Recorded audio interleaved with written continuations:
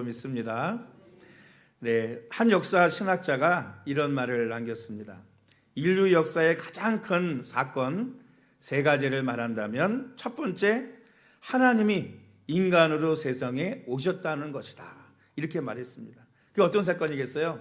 바로 예수 그리스도의 탄생의 사건을 이야기하는 것입니다. 그래서 우리가 쓰고 있는 달력을 보면 어떻죠? 올해가 2024년이죠. AD. 이 AD와 BC로 나눠진 기준이 뭐냐 하면 바로 예수님의 탄생입니다. 만약 예수님의 탄생이 역사적인 사건이 아니라면 굳이 인류 역사가 예수님의 탄생을 기점으로 해가지고 BC, Before Christ, AD, 아노 도미니 이렇게 예수님이 오시기 전과 주님 오신 후로 역사가 나누어서 기록될 이유가 없었을 것입니다. 그러니까 하나님께서 인간의 몸을 입고 오신 것이 바로 첫 번째 가장 큰 인류의 사건이라고 볼 수 있죠. 이 두 번째 사건은 뭐냐면 그 인간의 옷을 입고 오신 예수님께서 하나님께서 죽으셨다는 것입니다. 그래서 예수님의 십자가 사건이 두 번째 인류 역사의 가장 큰 사건이라고 볼 수 있습니다. 예수님께서 십자가에 달려 죽으시기 전에 십자가는 뭐였을까요? 혐오의 상징이었습니다. 혐오. 가까이 가기도 싫고 만지기도 싫고 그런 모양을 그리는 것조차도 혐오인 거예요. 왜냐하면 십자가는 흉악하고 소름 끼치는 사형 집행의 도구였기 때문입니다. 그것도 어떤 도구요? 가장 잔인하게 가장 오랫동안 가장 고통스럽게 죽게 만드는 형틀이었기 때문에 여러분 십자가는 혐오의 모습이었어요. 혐오의 대상이었습니다. 십자가 있는 데는 가지도 않는 거죠. 저기 가면 안 돼. 그런데 예수님께서 십자가에 죽으신 이후에 십자가는 어떤 형상이 되었죠? 그런 흉악한 혐오의 대상이 아니라 거룩의 표시이고 사랑의 표시이고 구원의 표시가 되었습니다. 그래서 교회 그러면 딱 생각나는 이미지가 뭐예요? 십자가 이미지 아닙니까? 요즘은 예쁘다고 십자가를 목에도 걸고 귀에도 걸고 팔찌에도 끼고 여기다 브로치도 만들고 십자가가 각종 액세서리와 문신의 모양으로 여러분 많이 뭐하고 있느냐? 사용되어지고 있습니다. 그래서 이제는 십자가는 이 혐오의 그런 상징이 아니라 구원과 사랑과 거룩의 상징으로 수많은 사람들이 목걸이로 반지로 귀걸이로 각종 디자인의 도구로 사용하고 있는 줄로 믿습니다.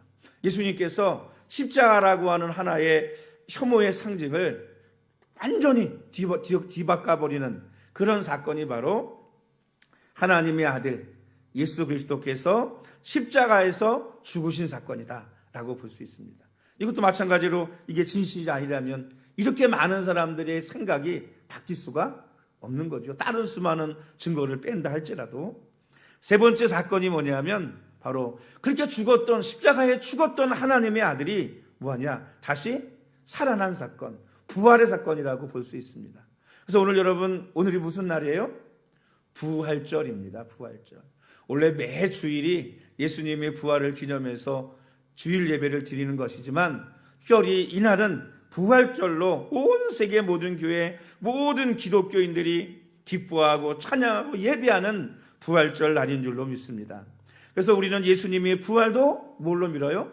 역사적인 하나의 사건으로 확실히 믿고 기억하고 있는 줄로 믿습니다. 몇 년 전 제가 예수는 역사다라는 책과 영화를 소개해 드린 적이 있습니다.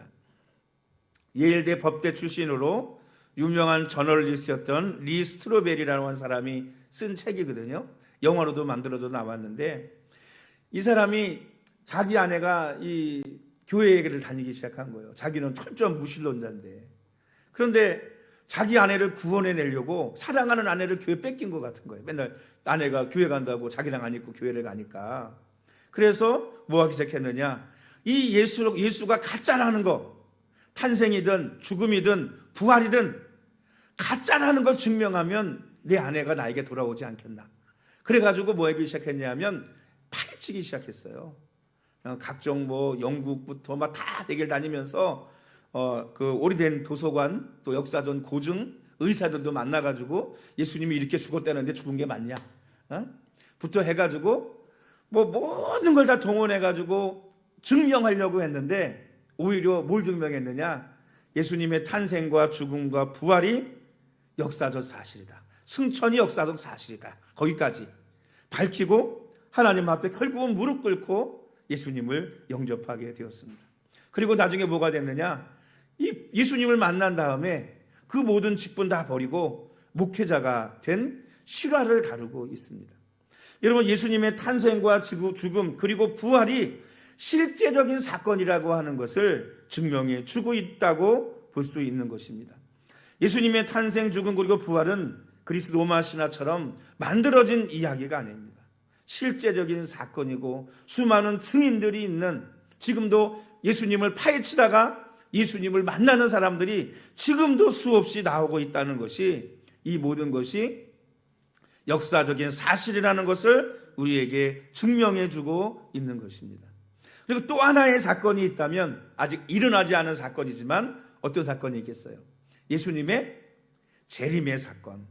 여러분, 이 사건이 앞으로 일어나게 될 인류의 네 번째 큰 사건이 될 것이라고 생각합니다. 여러분, 예수님 재림의 사건도 예수님께서 오셔서 죽으시고 부활하시고 승천하신 이 모든 예언들이 성취되고 이루어진 것처럼 반드시 성취되고 일어날 사건인 줄로 믿으시기를 주님의 이름으로 축원합니다. 여러분, 오늘 본문은 마태복음의 마지막 장인 28장입니다. 그리고 특별히 사실은 우리 그 사순절 표에 보면 20절까지인데 너무 길어가지고 제가 설교 준비하다가 10절까지만 오늘 읽고 이 말씀만 나누려고 합니다. 이 10절까지의 말씀 보면 부활하신 예수님을 만난 첫 부활의 증인들이 등장을 합니다. 우리 한번 1절 말씀 다 같이 읽어보겠습니다. 시작. 안식일이 다 지나고 안식 후 첫날이 되려는 새벽에 막달라 마리아와 다른 마리아가 무덤을 보려고 갔더니, 예수님 부활의 첫 증인들은 막달라 마리아와 다른 마리아라고 기록하고 있습니다. 바로 여인들이었습니다. 이 다른 마리아가 누구냐? 마가복음에 가면 야고보의 어머니 마리아다라고 이렇게 기록을 해서 밝히고 있습니다. 이 여인들이 여러분 안식 후 첫날 이른 새벽에 예수님의 무덤에 무섭지도 않은가요? 막 달려간 이유가 뭐겠어요? 바로 예수님이 부활하신 걸 믿어가지고 달려간 게 아니었어요. 그렇게 예수님께서 내가 고난을 받고 죽었다가 사흘 만에 부활하리라 여러 번 제자들에게 말씀하셨음에도 불구하고 제자들도 믿지 않았고 이 여인들도 믿지 않았어요. 그런데 안식 후 첫날 막 달려간 이유가 뭐냐면 그들의 풍습에 따라서 뭐 하려고? 시신에다가 향유를 바르려고 막 달려간 거예요. 그런데 달려가 봤더니 이게 웬일이에요? 밤새도록 군병들이 무덤을 지키고 있었거든요. 왜냐하면 대제사장들이 빌라도에게 청해서 저 예수가 살았을 때 죽었다가 살아난다고 3일 만에 예언을 했으니 무덤을 굳건히 지켜라 그랬거든요. 그래서 군병들이 굳건히 지키고, 또 무덤이 어떤 거냐? 동굴이잖아요. 거기는 무덤이. 근데 그냥 놔두면 뭐 짐승들이 들어가지 않겠습니까? 그러니까 어떻게 하냐면 큰 바위를 굴려가지고 동굴 입구를 막아놓습니다. 그러니까 뭐 장정 몇 명 가지고 이 바위를 굴릴 수도 없어요. 너무나 크니까. 그런데 가보니까 웬일이에요? 군인들은 다 도망갔어요. 그리고 그 큰 돌이 굴러져가지고 무덤 문이 열려 있는 거예요. 그 바위 위에 천사들이 앉아 있는 것입니다. 그리고 이 천사들이 여인들에게 예수님께서 부활하셨다는 사실을 알려주는 것입니다. 그 내용이 이 5절부터 7절까지 내용 가운데 있습니다. 우리 한번 5절부터 7절까지 내용 제가 하는 것보다 읽겠습니다. 시작. 천사가 여자들에게 말하여 이르되 너희는 무서워하지 말라. 십자가에 못 박히신 예수를 너희가 찾는 줄을 내가 아노라. 그가 여기 계시지 않고 그가 말씀하시는 대로 살아나셨느니라. 와서 그가 누우셨던 것을 보라. 또 빨리 가서 그의 제자들에게 이르되 그가 죽은 자 가운데서 살아나셨고 너희보다 먼저 갈릴리로 가시나니 거기서 너희가 배우리라 하라. 보라 내가 너희에게 일렀느니라 하거늘. 여인들이 천사로부터 가장 먼저 예수님의 부활의 소식을 듣게 된 것입니다. 그런데 이 여인들이 어땠을까요? 그 얘기를 듣고요, 마음속에 번민이 생겼습니다. 예수님이 살아났던 소리가 막 너무 기쁘기도 한데 한편으로는 혹시 이게 내가 잘못 들었나? 착각한 거 아니야? 하고 두려운 마음이 막 생기기도 했어요. 그래서 8절 말씀에 보면 그 여자들이 무서움과 큰 기쁨으로 빨리 무덤을 떠났다라고 이렇게 기록을 하고 있습니다. 여러분, 예수님의 부활의 소식을 들었으면 크게 기쁨만 해야 되는데 왜 무서운 마음으로 들었을까요? 아마도 이 여인들의 마음속에는 예수님의 부활의 소식이 큰 기쁨이었지만 한편으로는 정말일까? 우리가 잘못 보고 들은 것은 아닐까라고 의심과 두려움이 생겼던 것입니다. 우리도 여러분, 예수님의 부활의 소식을 들었습니다. 지금까지 신앙생활하면서 수없이 들었습니다. 오늘 2024년 부활절 예배 때 또 예수님이 부활하셨다는 이야기를 저와 여러분은 듣고 있습니다. 우리 마태복음 17절, 28장 17절 말씀 보면 그런 말씀도 있어요. 예수님과 함께 40일을 함께 있고 그분의 말씀을 듣고 그분과 함께 먹고 마셨던 제자들 가운데도 아직도 뭐하는 자가 있어요? 예수님의 부활을 의심하는 자들이 있었다는 거예요. 그 부활한 주님과 40일을 같이 있었으면서도. 여러분, 사람은 누구나 이렇게 툭 들으면 뭐하느냐? 의심이라는 걸 갖게 됩니다. 그래서 우리는 예수님 부활했다는 소식만 듣는 것이 아니라 어떻게 해야 되느냐 하면 그 부활하신 예수님을 만나야 할 줄로 믿습니다. 할렐루야. 여러분, 맨날 듣기만 하면요, 믿음 좋아서 나는 확실히 믿어, 이런 분들은 정말 은혜지만 그 부활의 소식을 듣고도 뭐하는 사람들이 있느냐? 믿지 못하는 사람들이 있다는 거예요. 의심하는 사람들이 있다는 것입니다. 오죽하면 도마는 거기 있는 제자들이 다 예수님을 만났다고 하는데도 뭐라 그랬어요? 나는 그거 믿을 수 없다고.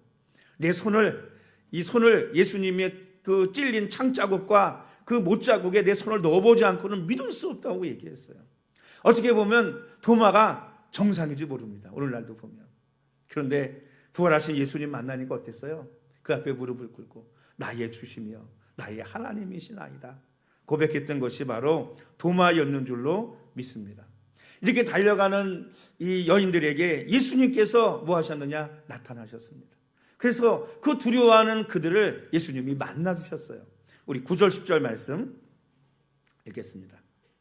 시작. 예수께서 그들을 만나 이르시되 평안하냐 하시거늘 여자들이 나아가 그 발을 붙잡고 경배하니 이에 예수께서 이르시되 무서워하지 말라. 가서 내 형제들에게 갈릴리로 가라 하라. 거기서 나를 보리라 하시니라. 예수님께서 무서움과 기쁨이 교차하면서 제자들에게 달려가는 여인들에게 직접 찾아오셨습니다. 그리고 평안하냐? 무서워하지 말라. 그리고 다시 가서 한번 내 형제들에게 갈릴리로 가라고 해라. 거기서 만나자 라고 말씀하시는 것입니다. 이렇게 누가복음 24장 말씀을 보면요, 제자들이 이 여인들의 말을 그렇게 가서 이 여인들이 제자들에게 가서 예수님 부활했다고 문을 두들기면서 외쳤는데 문을 열고 그 이야기를 듣고 제자들이 어땠냐면 이렇게 얘기했어요. 누가복음 24장에 이 여인들의 말을 허탄한 듯이 들려 믿지 않았고 오직 베드로만 이 사실을 확인하려고 무덤으로 달려갔다. 이렇게 기록하고 있습니다. 제자들도 예수님의 부활을 믿지 못했어요. 그러나 예수님을 직접 만났던 이 여인들은요, 이젠 두려워하지 않았습니다. 담대하게 직접 예수님 만났기 때문에 확신을 가지고 부활의 소식을 제자들에게 알렸는 줄로 믿으시기를 바랍니다. 이런 부활하신 예수님은요, 뭐 제자들 몇 사람만 만나고 승천하신 게 아니에요. 이 땅에서 40일을 계시면서 수백 명, 수많은 제자들에게 자신을 보이시고 말씀해 주시고 때로는 같이 밥도 먹고 대화를 나누고 자신을 보이신 분이 바로 예수님이셨습니다. 여러분, 만들어낸 얘기라면 어떻게 수백 명이 그 동시에 40일 동안 그 예수님과 함께 먹고 마시며 함께 할 수 있었겠습니까? 그래서 고린도전서 15장 3절에 보면 사도 바울이 이렇게 얘기해요. 내가 받은 것을 먼저 너에게 전하였노니 이는 성경대로 그리스도께서 우리 죄를 위하여 죽으시고 장사 지난 바 되셨다가 성경대로 사흘 만에 다시 살아나사 게바에게 보이시고 후에 12 제자에게와 후에 500의 형제에게 일시에 보이셨나니 그 후에 야고보에게 보이셨으며 그 후에 모든 사도에게와 맨 나중에 만삭되지 못하여난 자 같은 내게도 보이셨느니라. 여러분, 가짜라 하면 어떻게 한 번에 500여 제자에게 한 번의 일시에 예수님께서 자신을 보여주셨겠습니까? 여러분, 예수님의 부활이 여러분 만들어진 이야기가 아니라 진실이고 사실이고 진리인 줄로 믿으시기를 주의 이름으로 축복합니다. 그래서 여러분, 그저 소식만 듣고 의심하는 사람 되지 마시고 그 부활해 준 주님을 확실하게 만날 수 있는 성도들이 되시기를 주님의 이름으로 축복합니다. 여러분, 현재 베이직 교회라고 교회를 담임하고 있는 조정민 목사님, 여러분 아마 유튜브나 TV에서 자주 보셨을 줄로 압니다. 이 조정민 목사님 여러분 이야기 여러분 아세요? 원래 조정민 목사님은요, 원래 MBC 뉴스데스크 앵커로 25년간 언론인이었습니다. 철저한 이론으로 무장한 무신론주의자였어요. 그런데 47세에 되던 때에 이 기독교 광신자가 된 것 같은 자기 아내를 건져내려고, 그리고 기독교의 잘못된 거를 세상에 이렇게 거짓이라는 거를 공포하려고 뭐 했느냐, 잠입 수사, 잠입 취재를 시작을 했습니다.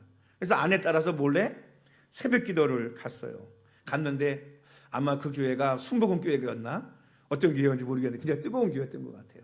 새벽 예배를 드리고 기도하는데 난리가 난 거예요. 막 방언을 하고 막 샬라샬라 뭐 강대상에서 방언하고 막 밑에서도 방언하고 막 난리가 났는데 이거 미친 사람 같은 거죠. 안 믿는 사람이 볼 때. 그나마 자기 아내를 보니까 그래도 조용히 기도를 하더라는 거예요. 그래서 야, 저 미친 사람들은 도대체 내가 구원해낼 방법이 없을 것 같고 네 아내는 그래도 뭐 이상한 소리 안 하고 조용히 기도하니 내가 구해낼 수 있겠구나, 가망성이 있겠구나 라고는 생각하고는 하루, 이틀, 3일, 4일 희망을 가지고 새벽 기도에 나가서 뭐가 잘못됐나 이제 취재를 하게 되었습니다. 그런데 4일째 되던 날 갑자기 찬양 중에 눈물이 터지기 시작하고 회개 기도가 막 되기 시작을 하더라는 거예요. 그래서 자기 자신도 그렇게 회개하고 울면서 이거 뭐지?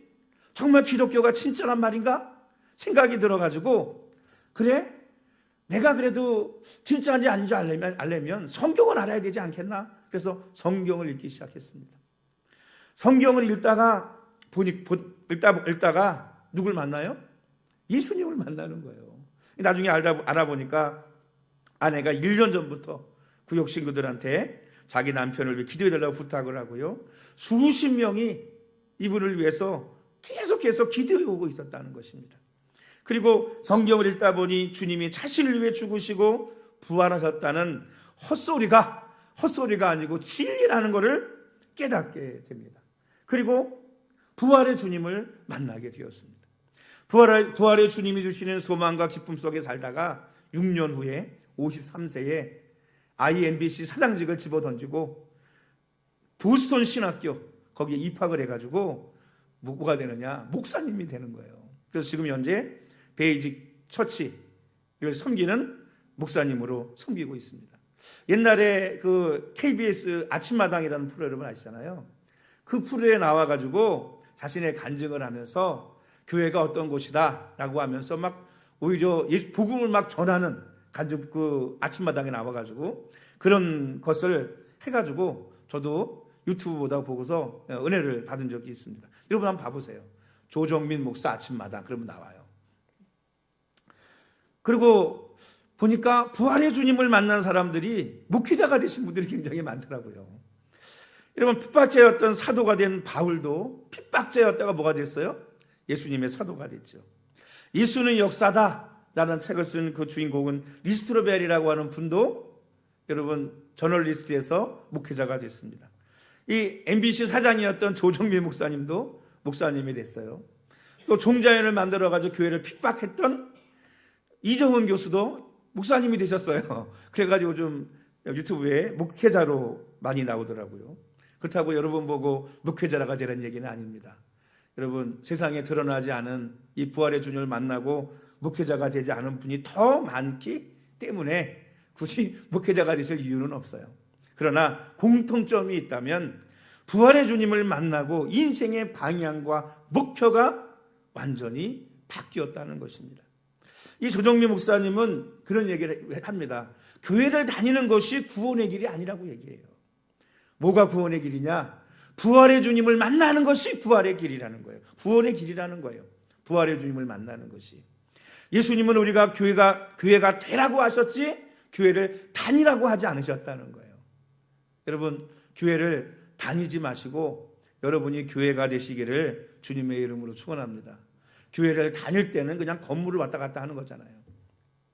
교회가 되라고 하는 것은 뭐냐면 교회는 공동체예요. 공동체. 그러니까 교회가 되라는 건 뭐예요? 여러분이 교회 공동체의 일원이 돼서 교회와 하나가 되라는 것입니다. 그게 뭐가 되는 거예요? 교회가 되는 거예요. 요즘 가난한 성도들이 코로나 이후로 더 많대요. 저는 물어보고 싶어요. 정말 죽으면 천국에 갈 자신 있으십니까? 자신이 있냐고. 여러분, 교회를 떠나서는 구원이 없습니다. 이 건물 교회를 얘기하는 게 아니에요. 교회 공동체, 이걸 떠나서 뭐가 없느냐? 구원을 받을 수 없는 거예요. 여러분, 교회를 다니지만 마시고 여러분 자신이 교회가 되시기를 주님의 이름으로 축원합니다. 아직 부활의 주님을 만나지 못하신 성도님이 계시라면 꼭 부활의 주님을 만나시기를 주님의 이름으로 축원합니다.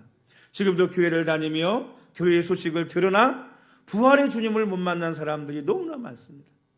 그래서 부활의 소식을 들어도 진정한 기쁨을 누리지 못하고 여전히 두려워하고 근심하고 걱정하고 염려하고 미워하고 다투고 괴로워하면서 사는 거예요. 2024년 부활절을 맞이해서 우리에게 필요한 것은 다른 게 아닙니다. 그저 예수님 부활하셨네 소식만 듣는 것이 아니고 내가 그 부활에 동참해서 내가 주님과 함께 죽고 주님과 함께 부활하는 그 부활의 주님을 만나고 부활을 경험할 수 있는 그런 성도들이 되어야 될 줄로 믿습니다. 부활의 주님은 이 여자 제자들에게 나타나셨던 것처럼 또 사도 바울에게 나타나셨던 것처럼 또 조정민 목사님에게 나타나셨던 것처럼 수백의 제자들에게 나타나신 것처럼 오늘 저와 여러분에게도 찾아오셔서 만나 주실 줄로 믿습니다. 예수님을 만나면 여러분 부활의 예수님을 만나면 신앙이 달라집니다. 왜 만나신 분들이 목사님들이 자주 되는지 아세요? 만나고 나니까 이거 대충 믿으면 안 되는 거예요. 부활의 주님을 만나고 나니까 대충 믿을 수가 없는 거예요. 그러다 보니까 뭐 해야 돼요? 더 주님 알고 싶고 더 주님과 가까이 가고 싶고 더 주님과 교제하고 싶고 주님을 위해 살고 싶고 그러니까 뭐가 되는 거죠? 나중에 목회자가 많이 되는 거예요. 여러분 이 신앙생활은 종교생활이 아니에요. 조지 목사님이 그런 얘기도 하더라고요. 예수님은 종교에 빠져있는 사람을 건져내셨다. 예수님 당시에는 유대교에 빠져있는 사람들을 건져내셨다. 지금도 여러분 종교생활하는 분들을 예수님께서는 건져내길 원하세요. 왜? 신앙은 기독교는 종교생활이 아니니까. 할렐루야. 종교생활이 아니에요. 주님과 하나가 되는 것입니다. 사랑하는 성도 여러분, 주님과 하나 되면 주 예수님을 만나면 내 삶이 변화됩니다. 내 삶이 왜 변화되지 않느냐? 부활의 주님을 인격적으로 만나지 못했기 때문입니다. 오늘 여러분 부활절을 맞이해서 부활의 주님을 인격적으로 만날 수 있는 성도들이 되시기를 주님의 이름으로 축원합니다.